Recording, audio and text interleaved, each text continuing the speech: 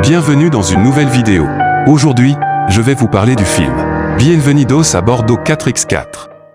Le film commence et nous montre un quartier de la ville où tout est couvert de caméras de vidéosurveillance et protégé des voleurs de toutes les manières possibles. Nous voyons un type qui regarde un peu autour de lui, s'approche de la voiture de quelqu'un d'autre et utilise une balle de tennis pour ouvrir facilement la porte. Il monte dans la voiture et enlève la stéréo. Après un peu plus d'insistance, il décide d'uriner sur le siège arrière. Après avoir terminé son sale boulot, il est sur le point de quitter la voiture. Mais la porte ne s'ouvre pas, toutes les portes de la voiture sont bloquées, y compris le coffre. Il décide de casser les fenêtres. Mais il n'y arrive pas, même avec la clé à molette qu'il trouve dans la voiture. Il voit que le métal derrière la porte est aussi solide que le fond. Il n'y a qu'une seule issue pour lui. Il tire avec l'arme qu'il a apportée avec lui. Mais la balle ne touche pas le pare-brise et ricoche dans la jambe de l'agresseur.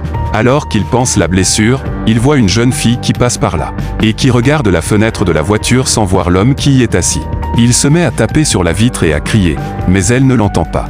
Il sort son téléphone et celui-ci tombe immédiatement en panne d'électricité. Il crie et boit le reste de son Pepsi. Pendant la nuit, la blessure lui fait très mal et n'arrête pas de saigner. Et un grillon agaçant ne le laisse pas se reposer. En se balançant, il décide de ne pas le tuer. Il se réveille le matin en ayant soif.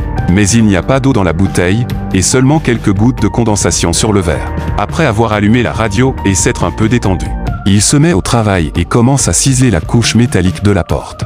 Mais la musique est interrompue par une cloche. C'est le propriétaire de la voiture, qui explique à l'infortuné voleur que sa voiture est un bunker sur roue, entièrement télécommandé. Personne ne peut l'entendre, la voiture est entièrement blindée, et il a maintenant le contrôle total. L'homme de l'autre côté de la ligne lui dit un peu de lui-même, qu'il est veuf et quel est son âge. Il lui pose également une question. Que feriez-vous si vous surpreniez votre fils en train de voler? Ce à quoi le voleur commence à demander un verre, dit qu'il a chaud et perd son sang-froid. Il commence à le menacer, lui et toute sa famille. Le propriétaire de la voiture raccroche, et soudain la climatisation de la voiture se met en marche. Et il s'avère que ce n'est qu'un moyen d'échapper à la chaleur. Mais la joie dure jusqu'à ce qu'il fasse très froid dans la voiture. Et l'air conditionné continue de fonctionner. Il parvient à boucher les déflecteurs d'air.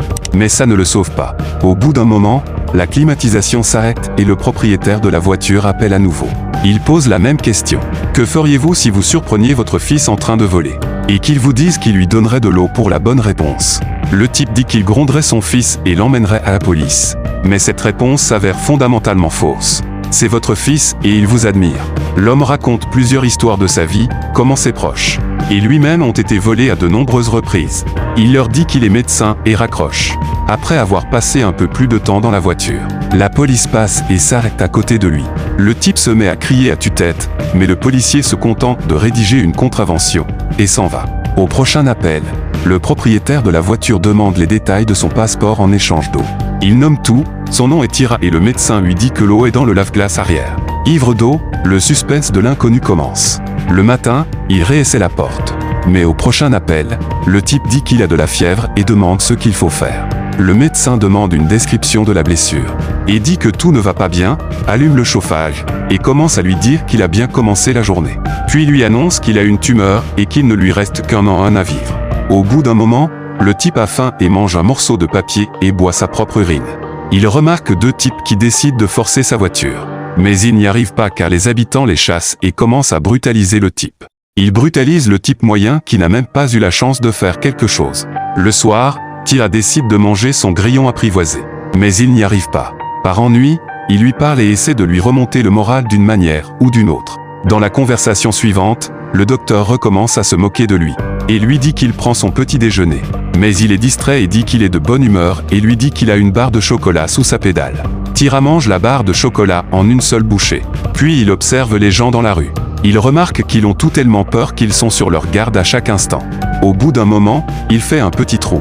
Mais personne ne l'entend de toute façon. Il lâche le criquet et lui dit au revoir. Le médecin lui dit qu'il est allé voir sa femme et son fils et leur a donné de l'argent pour partir. Tira demande à voir son fils. Mais le médecin dit qu'il a fait des recherches sur son passé. Il s'avère que le garçon a plusieurs morts et une peine de prison sur la conscience. La nuit, n'ayant rien à faire, il appuie sur le bouton de démarrage du moteur et à un moment donné, la voiture démarre. Il ne parvient qu'à mettre la voiture en marche arrière et après avoir accéléré, il heurte un poteau. La vitre arrière se brise et il parvient à sortir. La première chose qu'il fait est d'entrer dans un magasin et de prendre un repas complet. Un agent de sécurité s'approche de lui et commence à le harceler. Tira sort une arme et lui tire dessus. Il s'avère que c'est un rêve. Complètement désespéré, il décide de se suicider. Mais le médecin l'interrompt. En appuyant sur la gâchette, le coup ne part pas et le médecin lui dit de le regarder. Il arrive et monte dans sa voiture, le médecin lui apporte une cigarette et presse le pus de la plaie. Il prend son arme et la laisse à l'endroit le plus visible. Le médecin répond au téléphone et se détourne. Tira en profite pour lui tirer dessus. Sortant de la voiture, il tire avec son arme pour faire sortir quelqu'un. Mais le docteur n'est pas mortellement blessé et il ramène le gars. Il y avait une fille de la police à côté de lui. Le docteur n'a pas le temps de le faire monter dans la voiture et prend le gars en otage. La police arrive et boucle la zone, les habitants sortent de leur maison. Et beaucoup crient pour que le médecin achève le type. Mais il y a aussi ceux qui demandent qu'il soit libéré, disant qu'il est tout aussi humain. La police appelle un négociateur et celui-ci commence à expliquer au médecin pourquoi il a tort.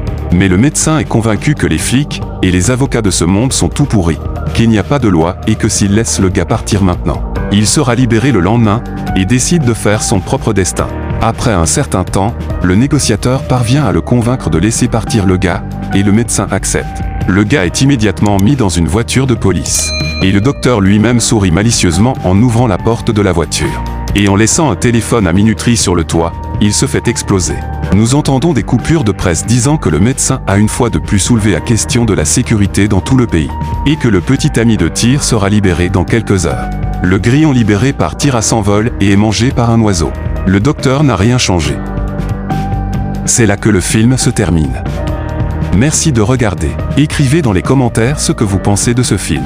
Et n'oubliez pas de nous soutenir en aimant et en vous abonnant.